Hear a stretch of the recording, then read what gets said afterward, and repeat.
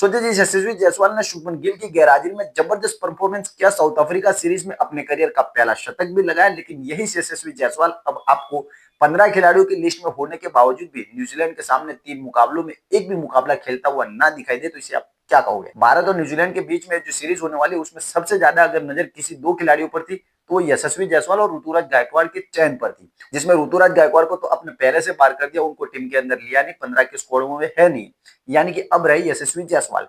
यशस्वी जायसवाल और इन दोनों ने मिलकर के जो सेंचुरी लगाई थी उसी की बदौलत को लग रहा था कि शायद न्यूजीलैंड के सामने जो सीरीज होगी दोनों को मौका दिया जाएगा, लेकिन यशस्वी जायसवाल को आपने चुना जरूर है, लेकिन लगता है कि उनको चुना एक तरह से लगा दिया है और 3 मुकाबलों में से एक भी मुकाबला ये खिलाड़ी आपको खेलता हुआ नहीं दिखाई देगा।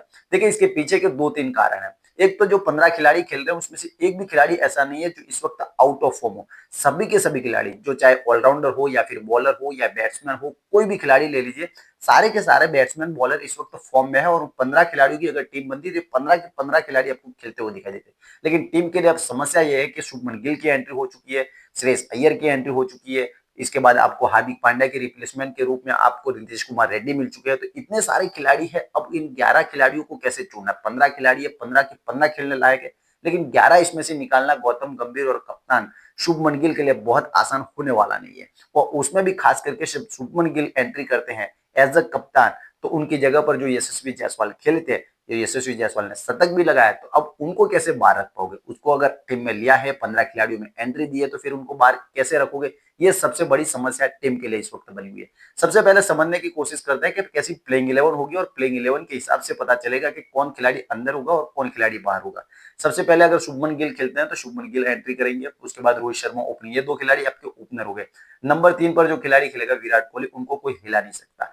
4 नंबर पर आपको श्रेयस अय्यर वापसी करते हुए दिखाई देंगे, जहां ऋतुराज गायकवाड़ उनकी गैरहाजिरी में खेले थे, शानदार परफॉर्मेंस किया, टीम ने उनको बाहर किया, लेकिन श्रेयस अय्यर एज अ उप कप्तान आपको खेलते हुए दिखाई देंगे, अगेन नंबर 4 पर खेलते हुए दिखाई देंगे। नंबर 5 पर एज यूजुअल आपको केएल राहुल दिखाई देंगे। नंबर 6 पर आपको शायद हो सकता है कि रविंद्र जाडेजा को भेजा जाए या फिर अक्षर पटेल को भेजा जाए, तो 6 और 7 पर ये 2 खिलाड़ी हो गए। 8 नंबर पर हो सकता है कि नीतीश कुमार रेड्डी को भेजा जाए, और नीतीश कुमार रेड्डी जो हार्दिक पांड्या की इस वक्त रिप्लेसमेंट माने जा रहे हैं, तो 8 नंबर तक आपके ऑलराउंडर और पूरी टीम बैटिंग लाइनअप आपकी सेटअप है। नंबर 9 पर आपको कुलदीप यादव को लेना ही पड़ेगा। 10 नंबर पर हर्षित राणा हो सकते हैं। 11 नंबर पर आपको अर्शदीप सिंह दिखाई दे सकते हैं। अर्शदीप सिंह के आप प्रसिद्ध कृष्णा, 2 में से कोई एक खिलाड़ी, यानी कि 11 खिलाड़ी आपके पक्के हो चुके हैं। अब बाहर कौन होगा? बाहर बैट्समैन में सबसे ज्यादा तकलीफ, बॉलर बाहर रहेगा तो कोई प्रॉब्लम नहीं है, लेकिन बैट्समैन में सबसे ज्यादा प्रॉब्लम है आपकी यशस्वी जायसवाल की।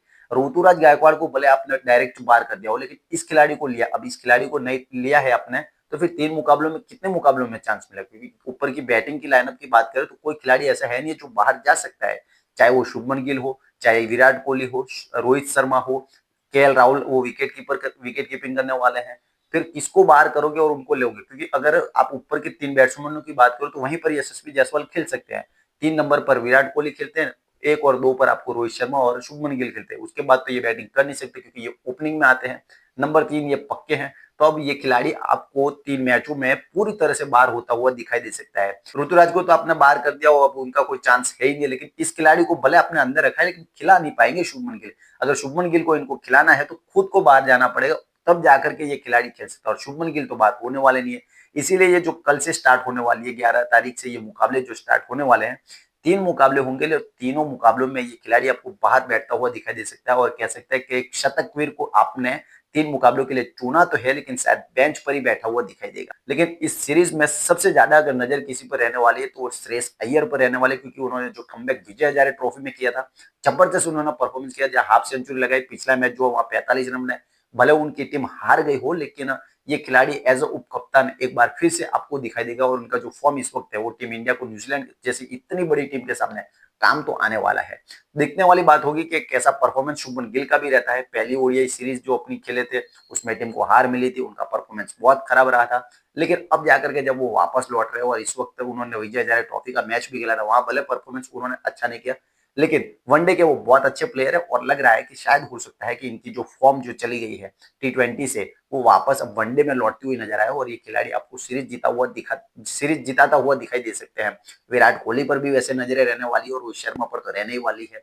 तो कुल मिलाकर के टीम इंडिया की ये जो प्लेइंग 11 है उसको बनाने में टीम इंडिया को थोड़ी तकलीफ हो सकती है, लेकिन यशस्वी जायसवाल उनके लिए एक बार फिर से सॉरी कहेंगे कि उनको 3 मुकाबलों में से शायद आप एक भी मुकाबला खेलते हुए ना दिखाई दे। अगर हो सकता है कि इंडिया पहले के 2 मुकाबले जीत जाए, उसके बाद एक्सपेरिमेंट करे और किसी खिलाड़ी को रेस्ट दे, चाहे वो विराट कोहली हो, रोहित शर्मा हो या फिर आप श्रेयस अय्यर हो, केएल राहुल हो, किसी को एक को अगर बाहर करके आप यशस्वी जायसवाल को खिला सकते हो। लेकिन पहले के 2 मैच में अगर इंडिया 19-20 भी होती है, तो शायद तीनों 3 मैच में टीम इंडिया उस प्लेइंग 11 के साथ जाएगी जो जिताने के लायक हो और यशस्वी जायसवाल आपको बाहर बैठ सकते थे। यानी कि ऋतुराज गायकवाड़ को आपने पहले से बाहर कर दिया और इस खिलाड़ी को 15 में लेने के बाद भी ये सिर्फ बेंच पर बैठा रह जाएगा।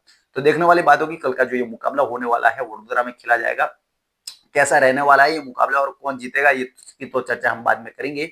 लेकिन कुल मिलाकर के टीम इंडिया का पलड़ा इस मैच में पूरी तरह से भारी है, जहां पर न्यूजीलैंड की टीम नई नवेली पूरी तरह से दिख रही है, लेकिन टीम इंडिया इस वक्त एक्सपीरियंस है और इस वक्त रोहित शर्मा और विराट कोहली का बल्ला जम करके बोल रहा है। देखने वाली बात होगी कि कैसा रहेगा मुकाबला, इसके बाद करते हैं चर्चा आगे की।